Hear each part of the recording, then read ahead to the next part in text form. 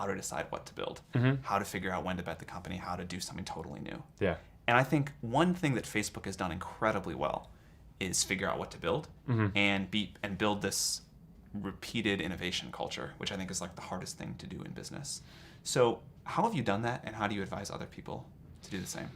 I think the key is building a company which is focused on learning as quickly as possible. Right? Companies are learning organisms, and you can make decisions that either make it so that you learn faster or you learn slower.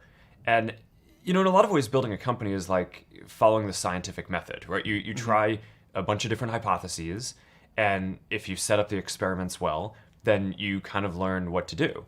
And I think that's an important philosophy. So there are all these different decisions that we make inside the company, everything down to really empowering individual engineers. We invest in this huge testing framework, right? At any given point in time, there's not just one version of Facebook running in the world, right? There's probably tens of thousands of versions running, because engineers here have the power to try out an idea and ship it to maybe 10,000 people or 100,000 people, and then they get a readout on how that version of what they did, whether it was a change to show better content in newsfeed or UI change or some new feature, they get a readout on how that version performed compared to the baseline version of Facebook that we have on everything that we care about, how connected people are, how much people are sharing and how much they say that they're finding meaningful content, business metrics like how much revenue we make and engagement of the overall community.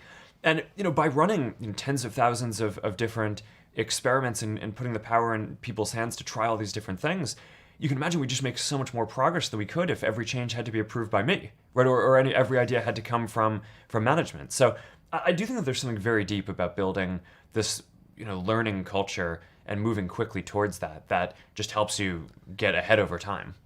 What about the bigger bets, like making a large acquisition or the rollout of newsfeed or something like that? How do those decisions work? So I actually think when you do stuff well, you shouldn't have to do big crazy things, right? So you want to actually evolve in a way where you're working with your community and making steps and learning. So take newsfeed, for example. That was a relatively big shift, but it actually had been a couple of years in the making by watching how people were using the service, right? So when we started off, we didn't have anything like newsfeed that showed you updates from what people were sharing. We just had profiles. And what we found were, originally one of the big behaviors was people would just click around, right?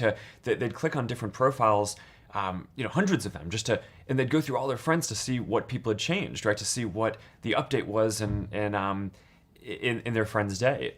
And we learned from that people were not just interested in looking up and learning about a person, but also understanding the day-to-day changes. So, first we made this product that just showed in order which of your friends had updated their profile, right? So that at least told you whose profile to click on. And then, the first version of newsfeed was really simple. All it did was it basically took the content that people were posting and put it in order on your homepage. So I think when things are working well, you use data and you use the qualitative feedback that you're getting from listening to how your community is using your product to tell you what problems to go solve. And then you basically use intuition to figure out what the solutions to those problems might be. And then you test those hypotheses by rolling them out and getting more data and feedback on that.